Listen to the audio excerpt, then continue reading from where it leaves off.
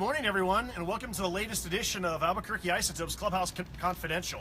We are not in the clubhouse, and this is borderline confidential, but this is the Groundskeeper edition of Clubhouse Confidential. I'm with Craig Sampsell, who's the new head groundskeeper for the Isotopes. A belated official welcome. Absolutely. Thank you, sir. Appreciate you having me out here. So we wanted to talk with Craig, introduce him to everybody, and also just kind of give you a little behind the scenes of what the ballpark looks like after it snowed last night. So, first of all, this is like the most basic physics question, but why is it that the dirt melted and the grass did not? The soil under the turf will take several days to fluctuate with the air temperature and whatever kind of environmental conditions we have. So the infield skin will change. You know, on a 70-degree day, it'll raise 5-10 degrees pretty quickly, where the soil underneath the grass will take several days to get even a couple degrees of a change. So that's the main reason why you see it, and you'll see it everywhere out in the public as well, while roads are clear, and then sidewalks and grass areas have the snow still on it. Okay, now when I was in science and when I was in chemistry, I got a C-, and that just totally explained why I got a C-. What was your grade in science? What kind of student were you when it comes to that kind of stuff? Early on, it was kind of the general young person in science, like, it's not a big deal. But then as you got a little bit older and obviously got into groundskeeping and realizing how much more goes into baseball fields and athletic fields in regards to science, it definitely raised my interest in that. And still don't know if I was ever the best student with it, but, you know, the experience on the ball fields definitely helped out. All right, well, speaking of that, let's go ahead and head down to the ball field and let's look at what we've got here. So by my calculations, we are, I think, 5 weeks and 3 days away from the start of the season. Yes, sir. And so, well, let's get this out of the way. If we had to play a baseball game today, could we, and what would be involved in having a baseball game today?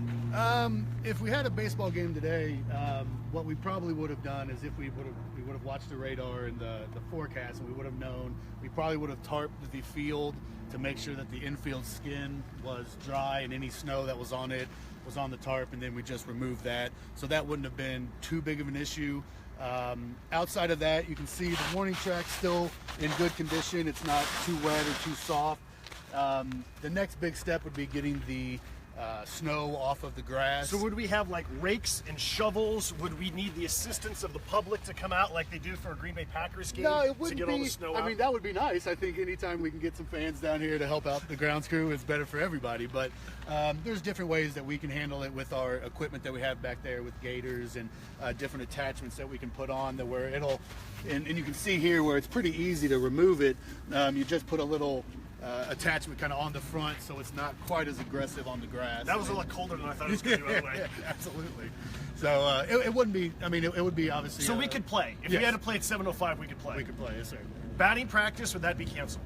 That'd be at least a discussion that we would have with the managers. It may not be canceled, but that'd be one of those things where it's like, we may need that couple extra hours to make sure we get everything safe and playable for the players. All right, so let's talk about one of the biggest things here. I don't want to put pressure on you, but I kind of do want to put pressure on you. All right. Because for the last few years, our former groundskeeper, Casey Griffin, his assistant, Clint, all of their staff, they've won award after award after award. People are used to this field being beautiful green, the brightest green they've ever seen. They love it. Do you feel pressure to maintain what has been established here? Because you should. Yeah, because I should. I know Casey from my previous years as a groundskeeper, and he's fantastic. I've had multiple conversations with him, and anytime coming into a situation like this where you know the previous person had the highest level of expectations, the highest level of standards, it doesn't bring any pressure, but it just makes me, keep that in the back of my mind where it's always, 100% all the time. And so Clint's still here with us as the assistant. He's done absolutely fantastic helping me get settled in and kind of get a lay of the land with the salesmen we deal with and the different types of material we use here in the grass as well. So there's definitely standards and a little bit of pressure there, but I think we'll do well and hopefully nobody will notice the change.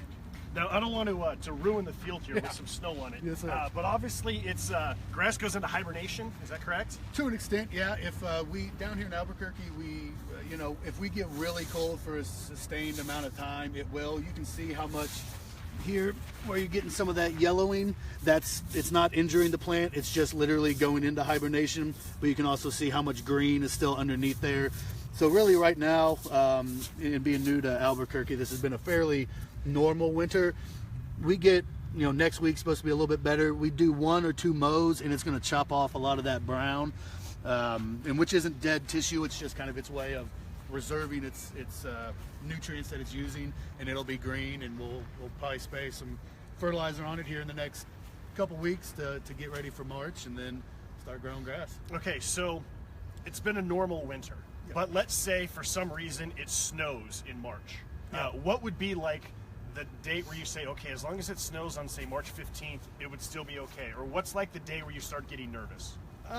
Really, the snow, we actually don't mind at all. It actually acts as now I guess when you get closer to the season you do a little bit, but the snow acts as almost like a blanket to protect it from the cold wind and the cold temperatures. So it's not too bad with the snow. It's really the moisture that comes along with the snow is the big thing you got to watch. So something like this, there's not a lot on there. You get one afternoon of 50, probably by this afternoon maybe it could possibly be gone. And that's going to move through the profile really quickly. So the moisture is the biggest thing you worry about. And really it's getting into when does the team come in to start practices, when do they start games.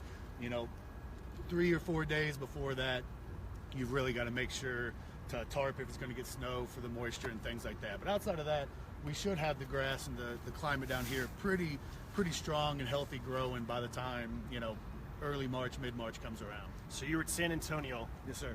Last year. You were at Louisville. Yes, sir. I pronounced that correctly? Yeah, Louisville? There's actually T-shirts that have about 7 different pronunciations. So I think, any one of those works. When you heard that there was an opening in Albuquerque and you applied for the job, why?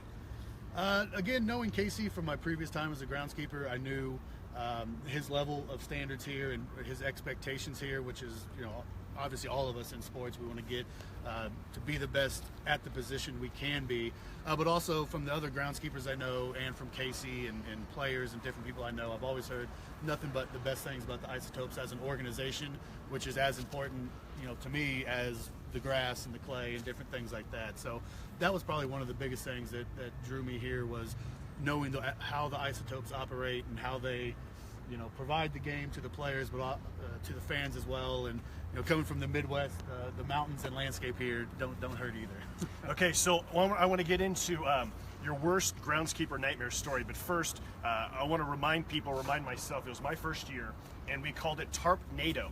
Not Sharknado, but Tarpnado. Yes, sir. Where I think that over at the Sunport, it was about 90-mile-per-hour winds or something, and the staff was trying to put the tarp on the field. So they're rolling the tarp this direction, and all of a sudden they just lost complete control of it. And the wind took it this way, it took it back that way, it went up against the screen. Yes, the wind blew it back out, blew it back over into the stands on the first base side. It's before we had the extended netting. At a certain point, John Traub just said, stop, leave it there. Someone's going to get hurt. We'll deal with it the next morning. So that was the worst one in Isotopes history. Yes, what is your worst groundskeeper memory of a tarp or the rain or snow or anything? With tarp, I never had it that bad. Those are the ones where obviously ideal thing is to keep moisture off the infield, but at that point it becomes about safety and damage to the fans, players, and the stadium. But I've had a couple people get flipped where we're holding the tarp and the handles will catch on their leg and that wind comes by and they get lifts hurt. It up, and they kind of flip over. Nothing, no surgeries or anything. I don't think, but maybe a little crick in the shoulder or something like that. Did they go on the 15-day disabled list? I don't think so. I think they were kind of day to day listed after that. A little warm up, but.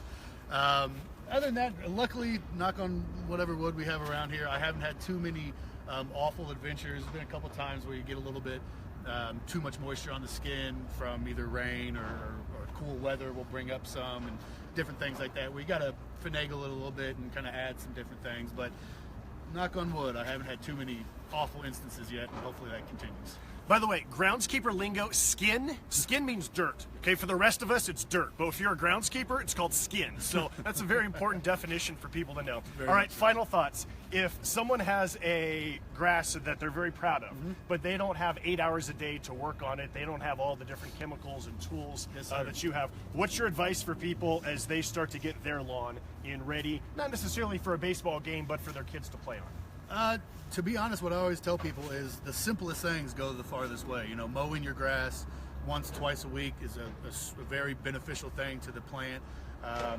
You don't have to spend a lot on chemicals, especially in the residential areas. It's probably best not to really go crazy with that. But time out your fertilizer applications. Spring, really light in the summer, a little bit heavier in the fall. If you have time or money to aerate, poke holes, pull those little cores out of the ground. that's a huge help as well. So, water, obviously down here in the desert's huge as well. The timing of the water and how much you put on. So, you don't have to reinvent the wheel. It's mow often, mow frequently, and down here in the desert, water is planned out, and water smartly is, I guess, a good way to put it. All right, that's going to wrap up the latest edition of Isotopes Clubhouse Confidential, not in the Clubhouse, Groundskeeper edition. Craig, welcome once again to Albuquerque. Looking forward to working with you. Absolutely. And thanks for all of your input. Thanks for letting us stand on your grass here. Absolutely, no problem at all. I appreciate you having me out here. All right, again, opening day is coming up in about 5.5 weeks. If we had to play today, we would, but fortunately we don't. But baseball's coming very soon. We hope to see you out here. Come on down. April, May, June, July, August. Season starts very soon. We'll see you out here at Isotopes Park.